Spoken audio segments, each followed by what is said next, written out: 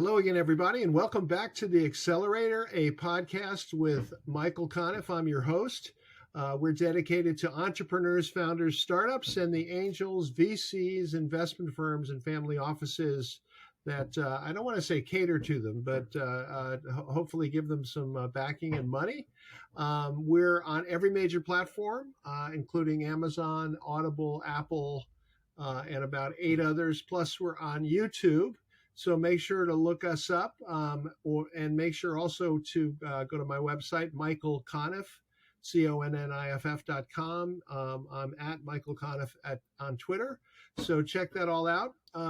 Today, we are very happy to be joined by Sam Bogoch. He is the CEO of AI, a company that is doing something that needs to be done, and a real pain point, which is organizing and making more accessible video in a whole range of environments. So welcome to the Accelerator, Sam. Great to have you.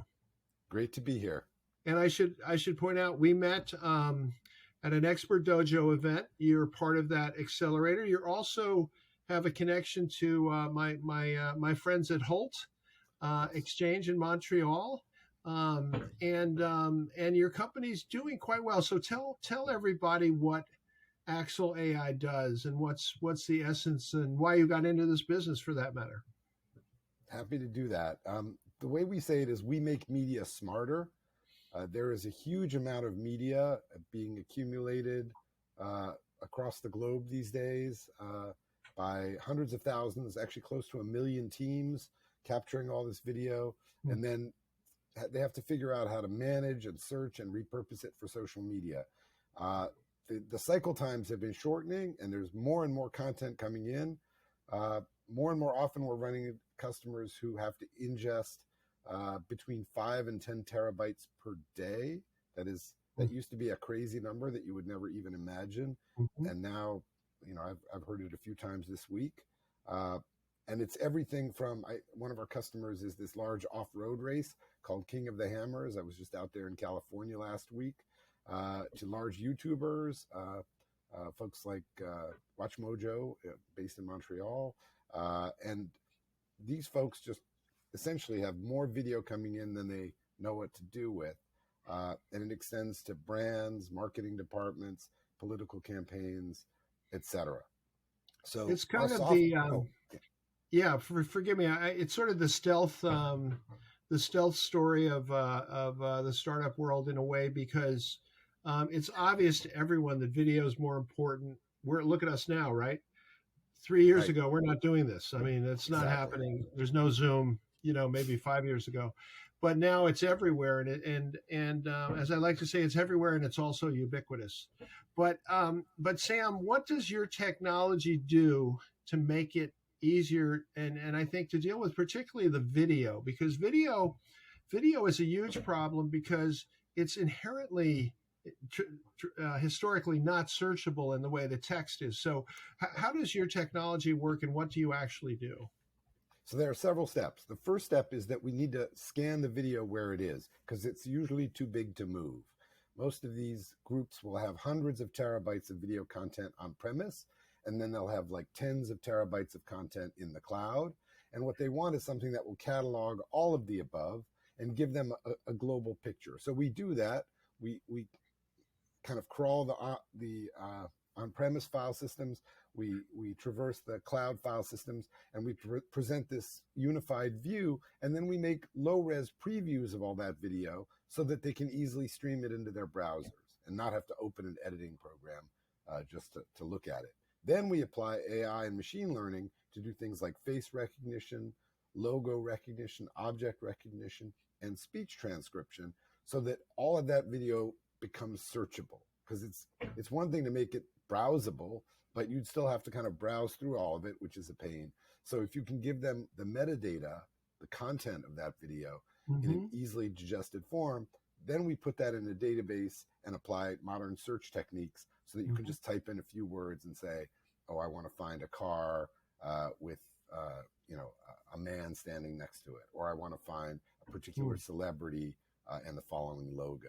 And so the software basically drives that process and saves huge amounts of time that would otherwise be spent typically fumbling through loose hard drives. That's really where a lot of our customers start. It's just, Yeah, and it's just yeah. so hard to find. And how accurate is your AI software in doing this?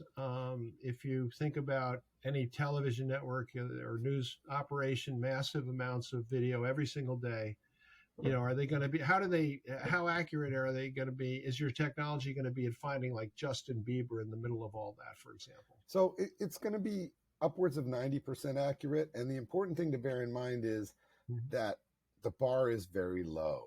In other words, no matter what, we are going to blow away the productivity that they had before, which was literally fumbling through. I think it was in that shelf. I think there's a drive over, like this kind of thing. Like, it's not even a contest. Now, as we progress, we go from 85 to 90 to 95% because the underlying AI engines are getting more and more powerful.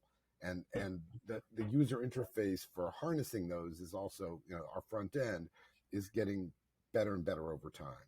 But again, the bar is so low that for many of them, the big win is just being able to do this at all.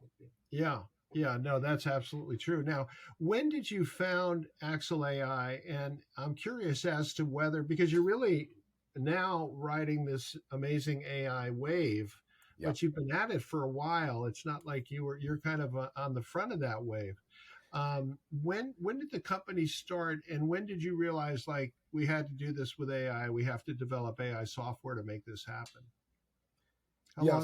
So we started Axle AI in 2018, mid 2018, and prior to that, we had been a company without the AI component, focused on the same kinds of problems. So let me stop you there. How did you deal with it without AI software? What was the technology then? The idea is people had to tag it. So people would have to go in and watch those clips and manually key in the search terms. And, this is a highlight.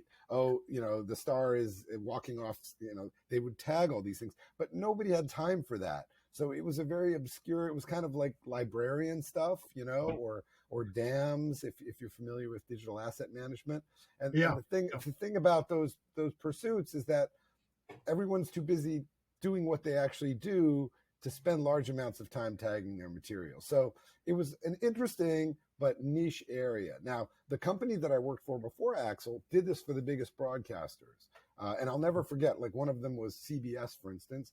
And when the Oscars were in effect and you had the red carpet, they would have a team of loggers just following the red carpet ceremony on the Oscars. And it would be like, George Clooney looks right. George Clooney looks left. George Clooney is wearing Dolce & Gabbana. They'd be typing all this stuff in. But except for the red carpet ceremony and the Oscars and the Super Bowl and those kinds of tentpole events, nobody has time to tag all the material that's even on broadcast television. But if you look at the last decade, of course, media has exploded so far past that it's hopeless to think about doing without AI. And when you say you help people, deal with their media, I'm a little surprised you don't say video. What are the other media that you're helping them deal with, and how? Yeah, typically audio and photos. So I'd say 80% of what we do is video, but 10% is audio and 10% is photos. And they can be very numerous, of course. If you go out the red carpet ceremony, there's hundreds of thousands of photos generated to maybe thousands of videos, right? But snap, snap, snap, snap, snap, probably these days millions if you include social media. All of that stuff needs to get brought in because they may be looking for a still of that person along with the video. And so rather than just exclusively focus on video, it makes more sense to capture the 360-degree view of the event or of the shoot. And also audio, exploding with podcasts. This is a podcast. I mean, I'm actually put in 11 years in various capacities on radio, never full time, but I did sports, and then I did basketball. I was a color commentator at the University of Vermont broadcasts, and then I did a talk show for 6 years. So before I knew it, I was in I put in 11 years in this. But if you were not on radio, for all intents and purposes in that era, you did not, there was no audio. I mean, there was no average person doing podcasts or anything like that. So that's also now, but now the audio files are much smaller than the the video files, but the same problem kind of applies because you cannot easily search audio files either, Nope, nope. or photographs or No, that's video. right. And So, it all comes in. What we see with a lot of these events and shoots and things is that it all comes rolling in from a ton of sources.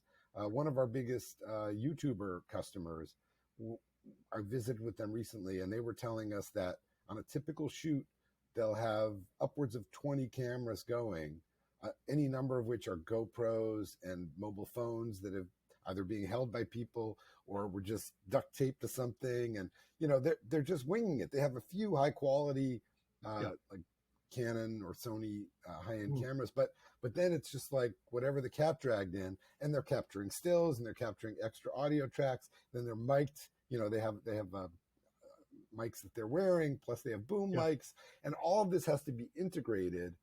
It's fascinating, and in video we have something called multicam, which is where you go into your editor and you look at all the streams of media from a given shoot, synchronized in terms of time. And this particular customer had 24-way multicam. So there was like literally 24 angles of something when it was happening.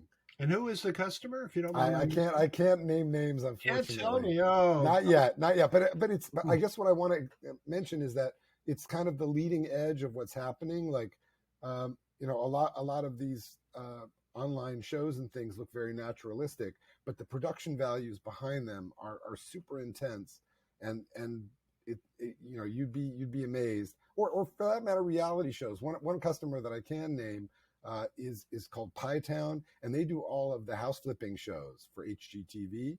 So things like Flip or Flop, and we know them. Yep. And so again, looks very casual, but a lot of production values go into that, and they have hundreds of terabytes of material from these shoots. And it's like, this one's from the left, this one's from the right. This is the beauty shot of the kitchen. This is and then they have to remember it when they're doing edit, because they have to cut back and forth. And then there's B-roll, which is sort of background shots of the neighborhood. And, it just explodes. It's endless now. It's endless now. But, when you mentioned 20 cameras for the shoot of the unnamed client, I hate that, because as a former reporter, now I have to find out. I'll be happy to tell you at a future. I just can't, I can't spill the beans yet. Disclose it. Let me know, because now I'm curious. Because here's why: we just had the Super Bowl, and in the Super Bowl, I believe the number of cameras. So we're talking about the highest quality cameras now. I think they have 30. As a ballpark figure, and it's like 10 more than the normal broadcast. But here's, like, I'm assuming somebody that does not have a Super Bowl budget, marshaling 20 different angles and 20 different views. I mean, it's really astonishing. By the way, the other way of looking at the Super Bowl is there are 70,000 cameras there. You're right. That's right. And they're in everybody's pocket. They got them up for the social media, and where's all that footage going? Well, right now it's probably just staying on their cameras, but to the cloud. Right, but you can imagine a future where all this stuff gets kind of hoovered up and is used to accentuate the event and publicize it. And of course, that's already happening. All those people are making social media posts on their own, with or without the permission of the authorities. And it's just creating a giant tornado of media. So I'm going to bring up the elephant in the room, which to me is ChatGPT and OpenAI. We haven't done a podcast about them or talked about them much. Yep. But actually, I'm going to start off on a positive note, which is that your use of AI technology, it strikes to me as, you'll be happy to hear this, is like 100% positive, because you're taking it, you're not, I don't think you're really actually costing anybody their job. I think there'll be more jobs to deal with the video that you find than the video that is never found and was lost forever. So to me, it doesn't have those implications. So it's like to me, it's a very positive use of AI. Now, ChatGPT and OpenAI, which are now incorporated into the Microsoft Bing search engine, and is just starting. And I'm going to pontificate for just a minute, just a second. And here's my pontification. All of the cute little stories about, oh, I interviewed ChatGPT, or they interviewed me on ChatGPT. Like, this is, um, in an age of disinformation and misinformation, they're already admitting you can't count on it. A lot of it's not true. Right? So great, you can cheat on your term paper, and and I love this idea that, listen, it's a bad high school student, it's a high school. I'm like, That's so pretty what bad. Yeah, has that's happened pretty extreme. now? It'll get better, don't get me wrong, and I'm not inherently opposed to it per se, but this idea that it's an inherent social good is absurd. And actually see the more positive applications in graphics, in video, in perhaps even in audio. But Yep. as a writer, it's like, it's very hard to think of this as like a wonderful thing, because yes, it will help with all the junk content SEO stuff that you no longer have to do. But the search engines are going to pick up on that too eventually, and they'll be able to tell the difference. But how do you feel about it? Because you were and also, what year did you begin to incorporate AI, and how do you feel about this wave that was behind you for a long time and is now now it's up? Now you're right at the peak of it, not at the peak, but at the beginning of this gigantic wave. Yeah, no, we started, like I say, in mid 2018, and it was With a the little AI early. as well. With the AI as With well. the AI, yeah, Oh, yeah, okay. in 2018. But at that point, it was just very early, and it was all we could do to get any useful results out of the thing. But it was clear that at the rate things were progressing, that it was going to happen. And here we are 5 years later, and it's definitely happening. Yeah. Obviously, it's a small company. Like, we're a 27-person company. We are growing. We're growing like 18% quarter over quarter. So, Mhm. but if you think about the huge tidal wave of investment that's going into AI right now in the billions of dollars, yes, I mean, it is possible that one of these larger initiatives will just kind of sweep everything before it. I like to think that our defense of what we do is not only that it's basically benign, but also that it's very specialized. Like, not everybody needs this technology today. They may in the future, and there might be consumerized versions of what we do. But our focus is really on these professional teams and the people whose job it is to capture and publish, social media for relatively, what's the right word? Corporate purposes. But Yeah. corporations can mean mega churches, they can mean sports teams, they can mean governments. But it's not yet at the level where you'd have this like literally on one person's phone. I would anticipate that in the next 5 years that is going to happen, and that you're going to see a trend where like any video that gets shot is going to get automatically tagged and kind of formatted for repurposing, so that your phone might ask you, hey, do you want to publish this 5-second soundbite of what you just did to TikTok or to YouTube? And you just say yes or no, and it would do a lot of that groundwork for you. So it is definitely job threatening at some level. But as you point out, the professionals are probably always going to be able to ride that wave and use the technology to create better and better quality stuff.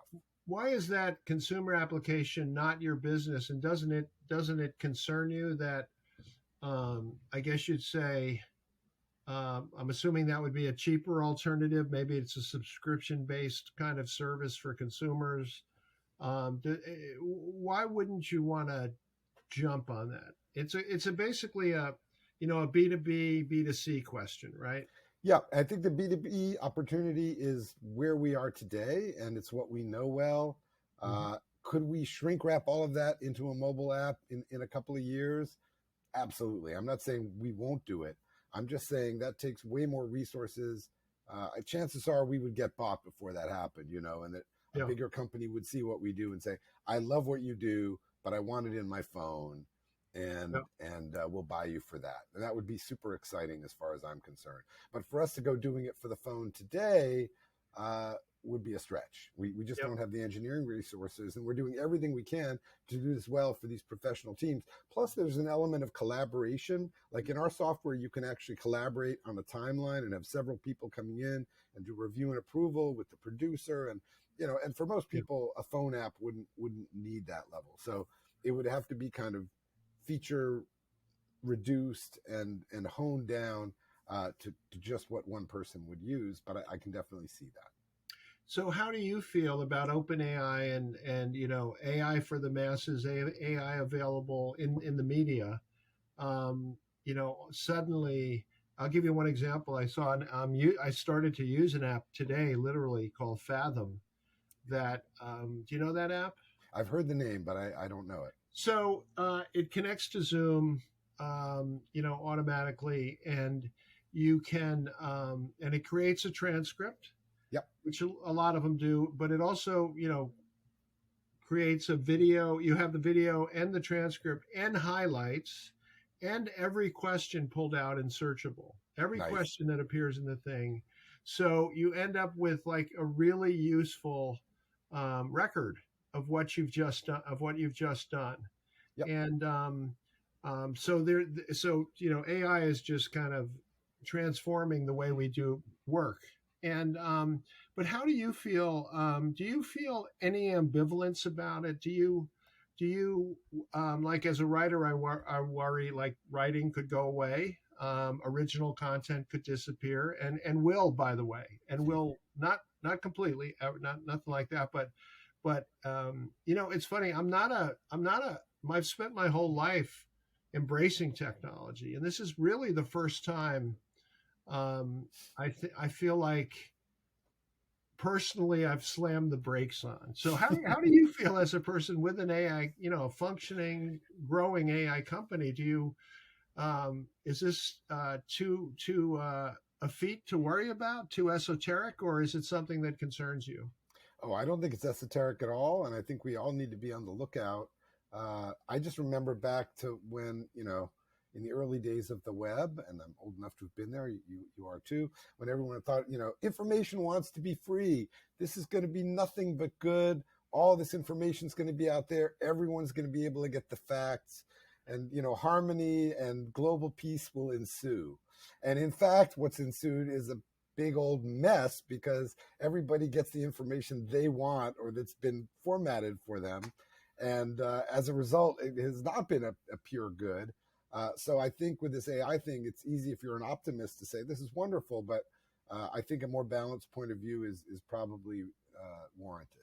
It's another great example of that, Sam, is social media, and I know this personally because I taught social media at the Isaacson School for New Media in Colorado, and for 5 years. So not just here and there, but for 5 years I taught storytelling and social media. And I've got to tell you, it was a very benign enterprise. It was basically, here's how to connect with your community. Communities plural, right? But it was not. I don't think we spent barely any time on the ominous and odious practices that were coming down the road, right? So Right. it'd be a completely different course. Now, I'm not even sure I'd want to teach it, to be honest with you, because it would not be fun. There was an incident, though, where I was presenting in front of Aspen High School parents, and one of the parents had a daughter who had been effectively stalked online, right? So really negative experience. Yep. And as I think back on it, it's like that was the early warning system, right? Probably around 2015.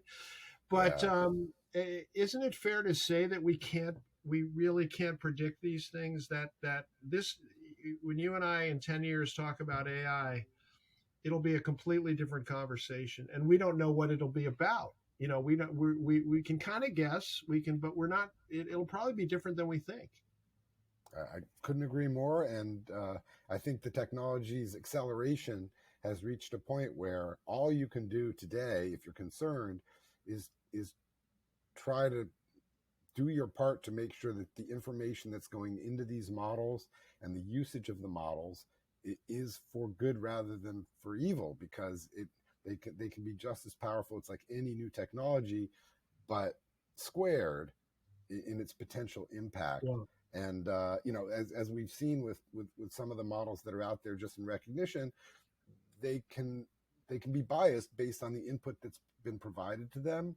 And you can only imagine with the creative tools, and it's like whatever is being generated is a little bit of garbage in, garbage out, and reflects the intent of the person that bundled up that particular model. Yeah. And of course, those people are just as likely to be not friendly types as they are friendly types, and both sides have just as much money. By the way, that information wants to be free was Stuart Brand in the Whole Earth catalog. Yes. And apparently, the complete quote says the second half of his, yeah, but you're going to have to pay for it, or so. You know what I mean? It's kind of a misquote, from what I understand. That's entirely possible. Yeah. So we've been talking about the future, but how does the next 3 to 5 years look to you for your company? It seems to me in a lot of cases you're going in and they don't have tools like this, right? So you're going to have a receptive audience frequently. Is this space drawing competition yet? Are you battling with others in this area? We do have some competition, but it's kind of in two clumps. One of them is the old school companies that did broadcast software and are trying to progress it into this new age of social media and events and so forth. They're not direct competition because their systems typically cost much more than ours and are much clunkier to use. And then I would say there's a new wave of companies that are coming out that are building this almost entirely in the cloud and more for prosumer use cases where, because again, the professionals will have hundreds of terabytes and sometimes petabytes of material on premise. And then the cloud stuff that they're layering on is kind of the new stuff, but you have to handle the hybrid picture of both cloud and these hard drives. And I would say a lot of these new startups, because they're venture backed, they tend to have this cloud only, like, oh, it's all going to be rainbows and unicorns and everyone's going to use the cloud. And then when you look at the economics of that, it's actually pretty terrible. Like putting a few hundred terabytes in the cloud and working on it actively is a great way to go broke. So what we say is, hey, leave the stuff that's on premise, put the stuff that makes sense in the cloud, and we're going to have the best hybrid picture, which essentially combines elements of these old school companies and then the cool new cloud stuff. I don't want to say we're completely unique, but at the moment, that message is resonating, and we see, to use your term, 3 to 5 years, some trajectory of continued growth as long as the reality matches up with what we are proposing. And you're in an interesting group of industries. What are the biggest sweet spots for you for this technology? Obviously broadcasting, you mentioned sports, you mentioned actually big churches, mega churches, right? And there's some other interesting, who are some of the others that are using this? I would say events and venues. So everything from, big sports venues to, for instance, Coachella is one of our customers. As you can imagine, they have over 2 petabytes of footage, historical footage, and then they go out and every time they hold a new festival, and it's not just Coachella, it's a number of festivals that the company runs, they capture hundreds of terabytes at each one. So all this, live events have become a really big business, particularly as the recorded music industry shrinks in terms of revenue. So live events are happening all over. Universities with lecture footage, and then things like government organizations and political campaigns. We had 3 of the candidates in the last presidential cycle use our software for their footage management, and in some cases, social media. For instance, Elizabeth Warren's campaign used it to quickly respond. They had all the footage from all of her town hall meetings, and they did over 100 of these. So as you imagine, they had a big storehouse of her talking on almost any topic, because they were almost like Ask Me Anything sessions.